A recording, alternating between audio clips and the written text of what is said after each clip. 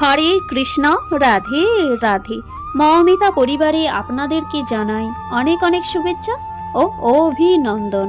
আজকের আলোচ্য বিষয়টি হচ্ছে বিষ্ণুপ্রিয়া দেবীর বর্ণময় জীবন কাহিনী। শ্রোতা বন্ধুরা, আজকের এই কাহিনীটি আপনারা প্রথম থেকে শেষ পর্যন্ত মনোযোগ সহকারে শ্রবণ করুন, আপনাদের কিন্তু অনেক ভালো লাগবে। তাহলে চলুন বন্ধুরা, ভিডিওর মূল বিষয়ে প্রবেশ করা যাক। মধ্যযুগের গৌড়বঙ্গ তথা প্রাচ্য অক্সফোর্ড নবদ্বীপের অন্যতম বিদুষী এবং রূপবতী নারী ছিলেন শ্রী চৈতন্যদেবের দ্বিতীয় পত্নী বিষ্ণুপ্রিয়া দেবী। তিনি ছিলেন লক্ষ্মী স্বরূপা, শ্রী গৌরাঙ্গ বল্লভা হয়েও পতি বিচ্ছেদের ব্যথা নিজের বুকে ধারণ করেও জীবন কাটিয়েছিলেন। শ্রী বিষ্ণুপ্রিয়া দেবী এক বিচিত্র বর্ণময় জীবন ছিল তার। আজ শুনবেন শ্রী চৈতন্যদেবের দ্বিতীয় পত্নী শ্রী শ্রী বিষ্ণুপ্রিয়ার বর্ণময় জীবন বৃত্তান্ত। তৎকালীন সময়ে নবদ্বীপের উত্তর পশ্চিম দিকে মালঞ্চপাড়া ছিল সেই স্থানে।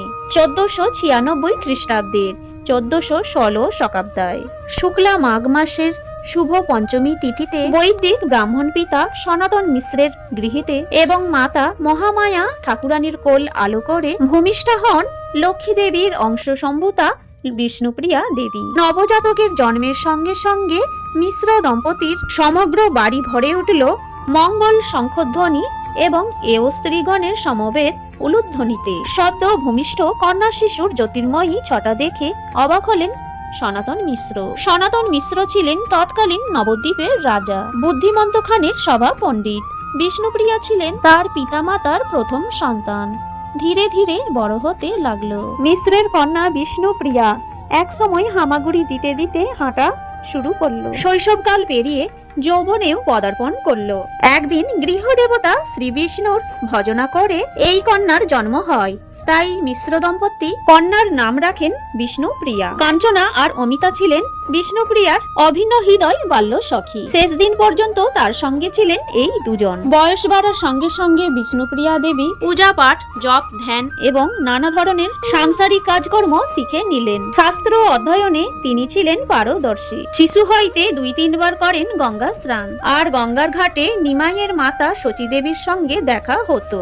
সনাতন পত্নী মহামায়া দেবীর এবং কন্যা বিষ্ণুপ্রিয়া দেবীর বয়স তখন 8 কিংবা 9 বছর। শচী মাতার মনে মনে বিষ্ণুপ্রিয়াকে ঘরের বউ করার ইচ্ছা জাগত, কিন্তু প্রকাশ করতে পারতেন না। সনাতন মিশ্র রাজ পণ্ডিত আর নিমাই পণ্ডিতের মা তিনি গরিব। কয়েক বছর পর নিমাইয়ের সঙ্গে বিবাহ দেবেন বলে মনস্থির করলেন। শচী মাতা সনাতন মিশ্রের বাড়িতে কাশীনাথ ঘটককে পাঠালেন বিয়ের প্রস্তাব দিয়ে। সনাতন মিশ্র শচী দেবীর পাঠানো প্রস্তাব পেয়ে রাজি হয়ে গেলেন। গঙ্গার ঘাটে নিমাই পণ্ডিতকে দেখে ভালো লাগতো বিষ্ণুপ্রিয়া দেবীর। দুই পক্ষের কথা অবশেষে এলো সেই শুভক্ষণ। বৈশাখী পূর্ণিমা তিথিতে 1507 খ্রিস্টাব্দে বিষ্ণুপ্রিয়া দেবীর পানি গ্রহণ করলেন নিমাই পণ্ডিত। নিমাই পণ্ডিতের বয়স তখন 21 বছর। বিষ্ণুপ্রিয়ার 11 কিংবা 12 বছর হবে। যথাবিধি নিয়মে আত্মপরিজন কুটুম্বাদি নিয়ে সম্পূর্ণ হলো নিমাই পণ্ডিতের বিয়ে। কন্যা সম্প্রদান শেষ করলেন সনাতন মিশ্র। নিমাই বিষ্ণুপ্রিয়া গমন করলো বাসর জাগরণে।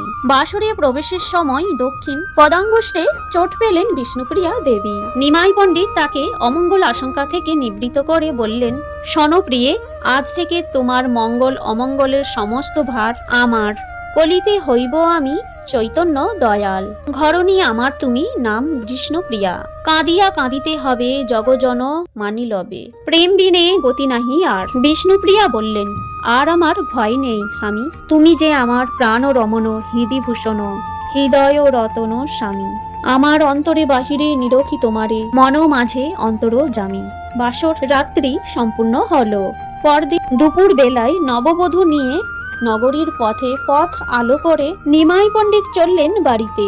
নগরবাসী কেউ কেউ হরগৌরী, কেউ কেউ লক্ষ্মী নারায়ণ বলে নিমাই ও বিষ্ণুপ্রিয়াকে বর্ণনা করল। সে এক অদ্ভুত দৃশ্য। নববধূকে নিয়ে নিমাই পণ্ডিত চলেছেন নিজ গৃহে। সীমাহীন আনন্দে শচী দেবী নববধূকে বরণ করে ঘরে তুললেন। সংসারে যেন লক্ষ্মী ফিরে এলো। গোয়ালের গরু থেকে শুরু করে গাছের চাপা ফুল সকলেই জানিয়ে দিল লক্ষ্মীর আগমন। এরপর শুরু হলো বিষ্ণুপ্রিয়া দেবীর সংসার জীবন। বিয়ের পর নিমাই পণ্ডিত টোল খুলে শিক্ষাদান করতে লাগলেন। অচিরেই নিমাই পণ্ডিতের খ্যাতি ছড়িয়ে পড়ল দিক দিগন্তে। শাশুড়ি অন্তহীন মাতৃ স্নেহ দিয়ে এবং সেই সঙ্গে স্বামীর ভালোবাসা পেয়ে বিষ্ণুপ্রিয়া দেবীর দাম্পত্য জীবন মধুময় হয়ে উঠল। সংসারের সমস্ত কাজ তিনি করতেন। বিষ্ণুপ্রিয়ার রান্নার সুখ্যাতি শচীদেবী সর্বদাই করতেন তার পুত্র পরিজনদের কাছে। সুখের সংসার এগোতে থাকে। নিমাই বিষ্ণুপ্রিয়ার। অচিরেই সমাজপতিদের তির্যক জবাব দিতে নিমাই পণ্ডিত গয়া যাত্রা করেন পিতার পিণ্ডদান করার জন্য। একা হয়ে গেলেন বিষ্ণুপ্রিয়া। শাশুড়ির দেখাশোনা করতে করতে 3 মাস কাটালেন। গয়াধামে গিয়ে নিমাই পণ্ডিত এক অনন্য ভাবান্তর ঘটল। বিষ্ণু পাদপদের মন্দির দর্শন করার পর নিমাই পণ্ডিত গুরু ঈশ্বরপুরীর সঙ্গে দেখা হলো এবং নিমাই পণ্ডিতকে তিনি দীক্ষা দিলেন। দীক্ষা গ্রহণের পর ভক্তি সাগরে তলিয়ে গেলেন নিমাই পণ্ডিত। অন্য এক ভাবান্তর নিয়ে ফিরে এলেন সোনার নদিয়ায়। শুরু হলো অন্য এক জীবন। হরিনাম জপ, ধ্যান, নাম গানে তিনি মেতে রইলেন। তিনি ভগবত চিন্তা এবং শ্রীকৃষ্ণের নাম কীর্তন ছাড়া আর কোনো কিছুই নিমাই পণ্ডিতের মনকে আকর্ষণ করতে পারল না। বিষ্ণুপ্রিয়া আর প্রাণ ভরে স্বামীর সেবা করতে পারেন না। বেশিরভাগই নিমাই পণ্ডিত ভাবান্তরে ডুবে থাকতেন।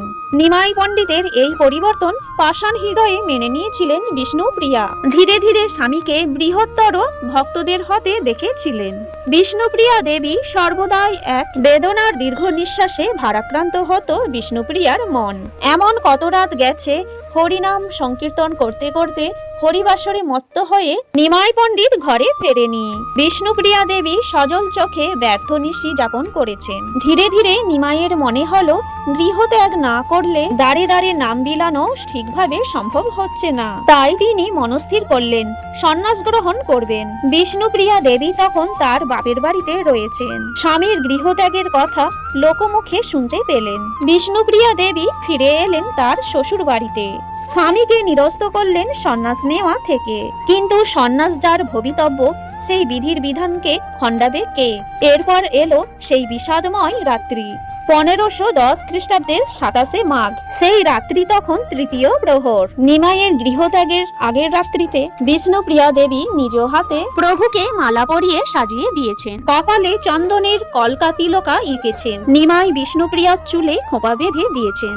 অমৃত সুধা পতির চরণ সেবা করতে করতে কাল ঘুমে আচ্ছন্ন হয়েছেন বিষ্ণুপ্রিয়া। ঘুমাবার আগে নিজের আঁচল দিয়ে বিষ্ণুপ্রিয়া নিমাইয়ের ধুতির খুঁট বেঁধে রেখেছেন। রাত্রি তৃতীয় প্রহরে শোনা যায় শ্রীকৃষ্ণের পাগল করা সেই বংশীর ধ্বনি। ঘুম থেকে উঠে দাঁড়ান নিমাই পণ্ডিত। বলতে থাকেন ওই সেই পাগল করা ডাক। বংশীধারী কৃষ্ণ বংশীর ধ্বনি করে আমাকে ডাকছে। বিদায় প্রিয়া, জগতের মঙ্গলের জন্য যে আঘাত তোমায় আমি দিয়ে যাচ্ছি তার জন্য তুমি আমাকে ক্ষমা করো। আমি কথা দিয়েছিলাম তোমার অনুমতি না নিয়ে আমি সন্ন্যাস গ্রহণ করব না। শ্রীকৃষ্ণের ওই বাঁশি আমায় পাগল করে তুলেছে। রাত্রি ত্রিপ্রহরে শেষবারের জন্য বেরিয়ে এলেন গৌরাঙ্গ সুন্দর। মায়ের কাছে এসে মাকে দূর থেকে প্রণাম করলেন। তোমার নিরুপায় অধম সন্তানকে তুমি ক্ষমা করো মা। বিদায়। নবদ্বীপ চির বিদায়। শীতের রাত। নিধর নিস্তব্ধ অঘরে কাল ঘুমে আচ্ছন্ন বিষ্ণুপ্রিয়া। প্রভাত হলো। বিষ্ণুপ্রিয়ার ঘুম ভাঙল অশুভ কালে।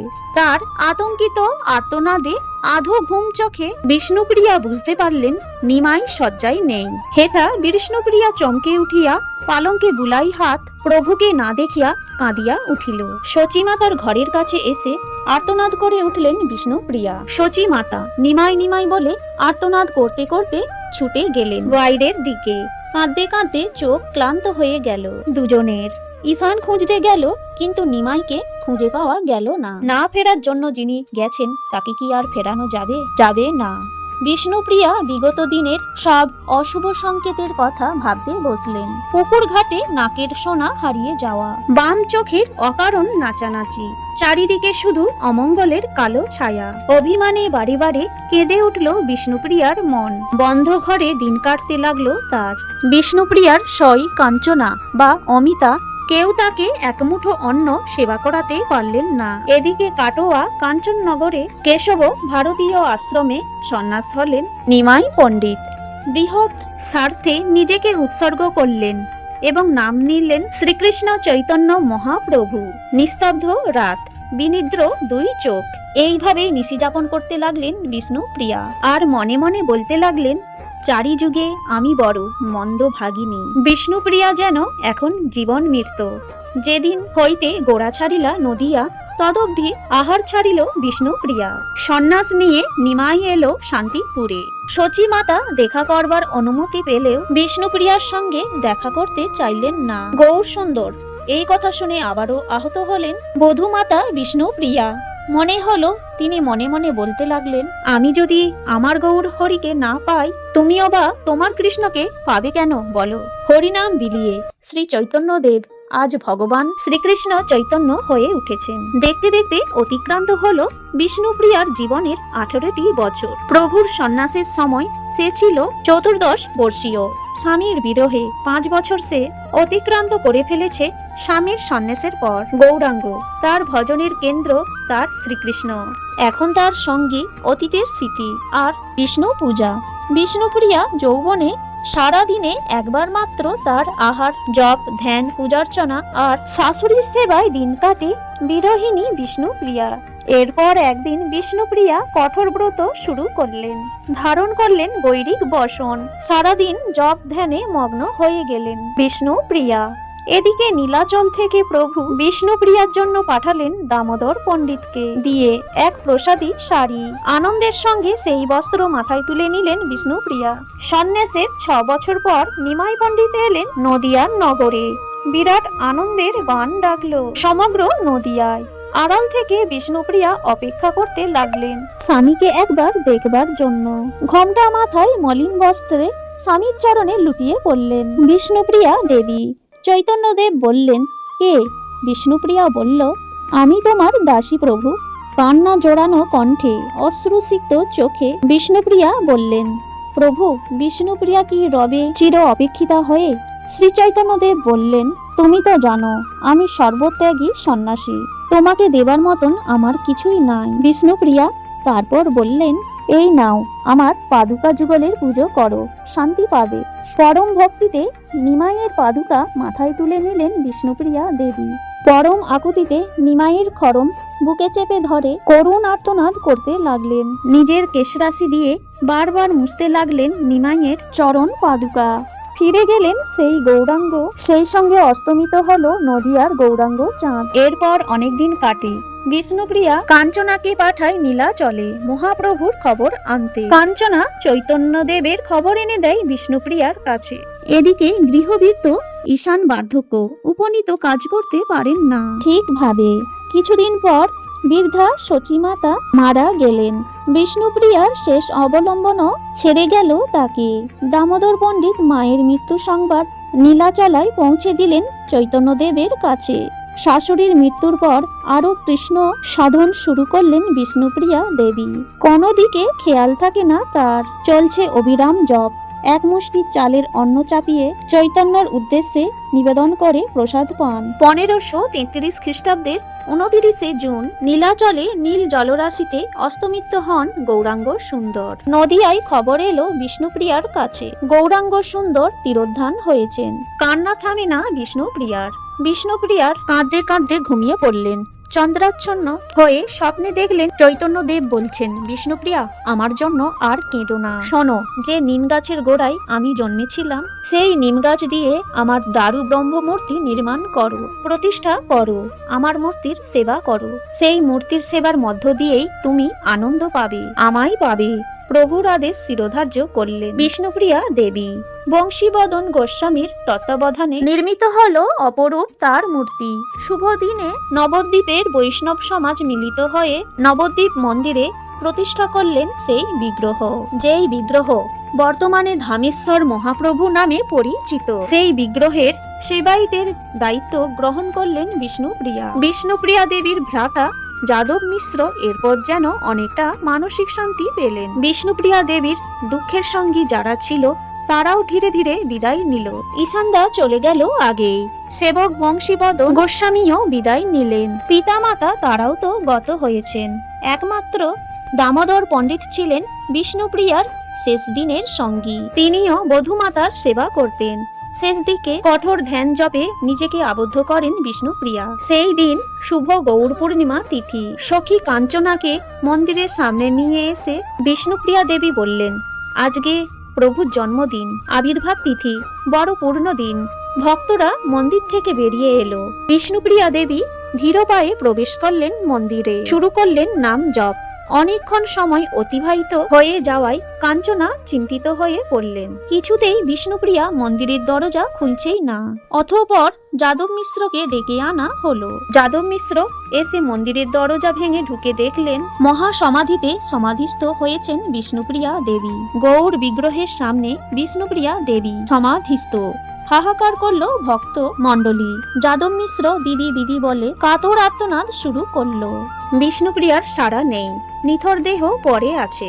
দুঃখ বিরোহিনী বিষ্ণুপ্রিয়া গৌরাঙ্গ প্রাপ্তি ঘটেছে। কেউ কেউ বলেন জপ করতে করতে বিষ্ণুপ্রিয়া দেবী ধামেশ্বর মহাপ্রভুর দারু মূর্তিতে বিলীন হয়ে যান। বিষ্ণুপ্রিয়া দেবী অন্তর্ধান করলেন, শ্রী চৈতন্যর চরণে আশ্রয় পেলেন। জয় শ্রীকৃষ্ণ চৈতন্য প্রভু নিত্যানন্দ, শ্রী অদ্বৈত গদাধর শিবাসাদি গৌর ভক্ত বৃন্দ। আজকের এই ভিডিওটি এখানে শেষ হলো। সকলেই ভালো থাকবেন, সুস্থ থাকবেন।